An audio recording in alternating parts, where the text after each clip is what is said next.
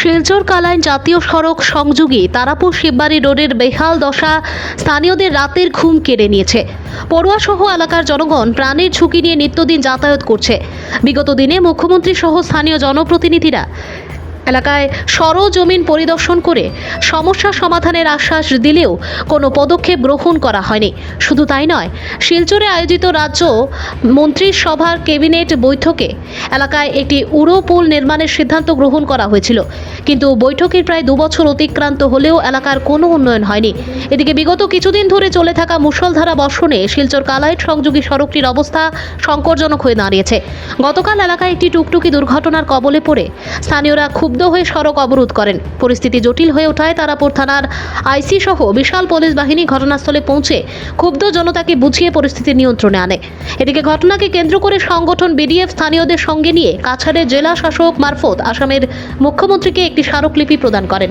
শিববাড়ি রোডের বর্তমান সমস্যা নিরসনে অতি সত্বর উড়ো পুল নির্মাণের দাবি জানিয়ে এদিন সরকারের দৃষ্টি আকর্ষণ করেছেন তারা।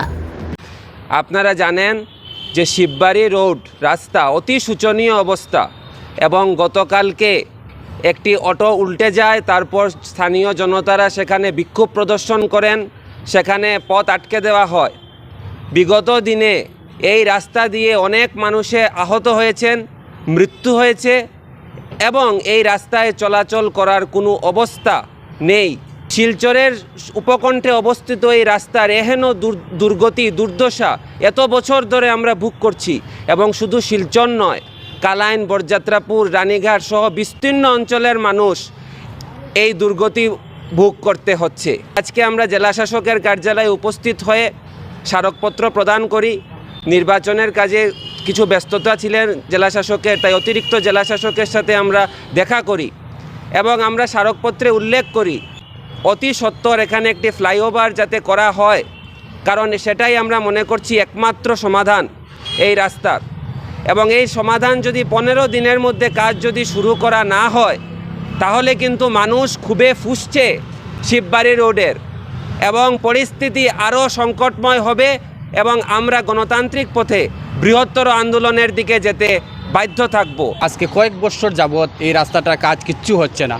আর যেটা ন্যূনতম কাজ হচ্ছে, আজকে ধরেন ড্রেনের কাজ হচ্ছে, ড্রেনের যে মাটিগুলো উঠিয়ে শিববাড়ি রাস্তার পাশে ফেলে দেওয়া হচ্ছে।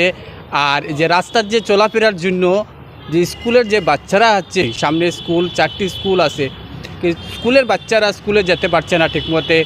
গাড়িগুলা তো প্রায় দিনই দেখা হচ্ছে যে গাড়িগুলা ফেসে যাচ্ছে, নানান ধরনের অ্যাক্সিডেন্ট হচ্ছে, মানুষের মাথা ফেটছে, অনেক কিছু হচ্ছে। স্কুলে অনেক মানুষও মারা গিয়েছেন, কিন্তু রাস্তার কিচ্ছু হচ্ছে না। বিধায়ক মহাশয়ের কিনারে পাশেই উনি জানেন যে শিববাড়ি অনেক দূর নয়, শহরাঞ্চল এলাকা, কিন্তু তা সত্ত্বেও অনেক বছর থেকে কোনো ধরনের কোনো কাজ হচ্ছে না। এখানে 15 কোটি টাকার একটা নেম প্লেট বসানো হয়েছে, কিন্তু কোনো ধরনের কাজ হয়নি। বাস্তবেতে কাজ কিচ্ছু হচ্ছে না।